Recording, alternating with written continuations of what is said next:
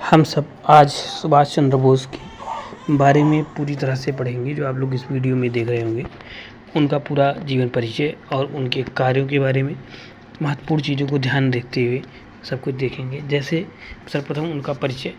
इनका जन्म 23 जनवरी 1897 को हुआ था। क्योंकि आप लोग को पता होगा 23 जनवरी को पराक्रम दिवस के रूप में भी मनाया जाता है। इस टाइम पर भी जल्दी भारत सरकार ने घोषित किया है। कहाँ पर हुआ था? कटक, उड़ीसा में। इनकी मृत्यु 18 अगस्त 1945 को जापान के ताइवान में हुई। अब जो है वह यानी कि जो जापान था वो ताइवान, जो कि उसका नाम अब चेंज होकर ताइवान हो चुका है। और बताया जाता है कि इनकी मृत्यु विमान दुर्घटना में हुई थी।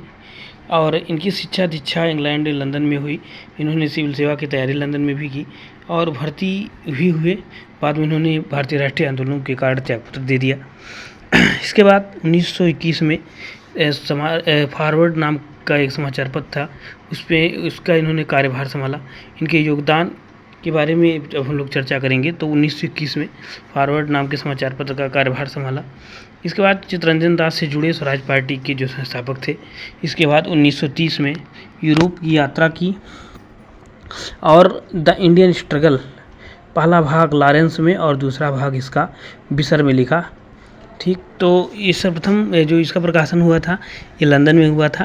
इसके बाद भारत में इनके कार्यों की बात करेंगे तो 1938 में हरिपुरा कांग्रेस के अध्यक्ष रहे। 1939 में त्रिपुरी में रहे, जो कि बहुत विवादास्पद भी रहा था। इसमें गांधी जी के समर्थक पट्टाभी सीतारामैया के खिलाफ इन्होंने क्या किया था? जीत दर्ज की। यहीं पर इन्होंने पहली बार राष्ट्रीय योजना आयोग के गठन की बात भी की थी। इसी का विरोध गांधी जी ने किया था। 1939 में इन्होंने ऑल इंडिया फॉरवर्ड ब्लॉक की भी स्थापना की।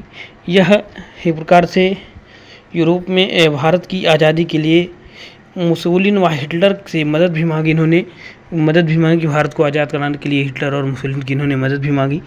इन्होंने यही नारा दिया था कि तुम मुझे खून दो, मैं तुम्हें आज़ादी दूंगा। और जो ये आपके बोस जी थे, इन्होंने पहले 30 साल भारत को तानाशाही शासित भारत चलाने की बात भी कही थी।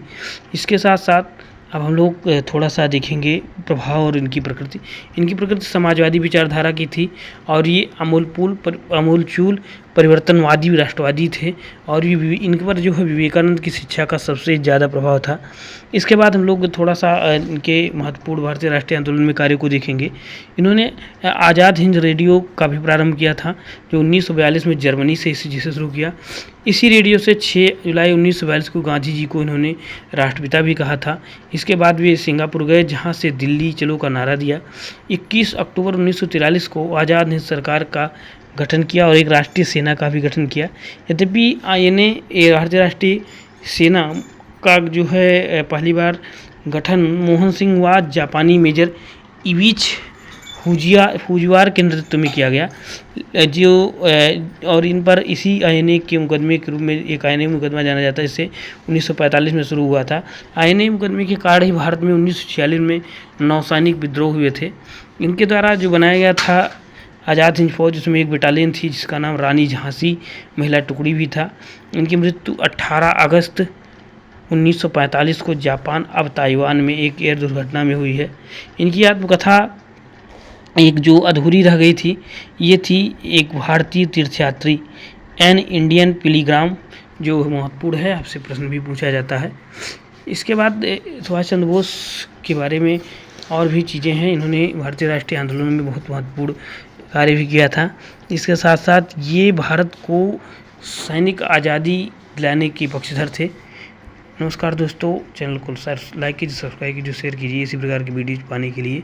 अब हम आपको एक जो है स्वतंत्रता आंदोलन में राष्ट्रवादी नेताओं की एक वीडियो बनाते रहेंगे। नमस्कार दोस्तों, लाइक कीजिए, सब्सक्राइब कीजिए, शेयर कीजिए।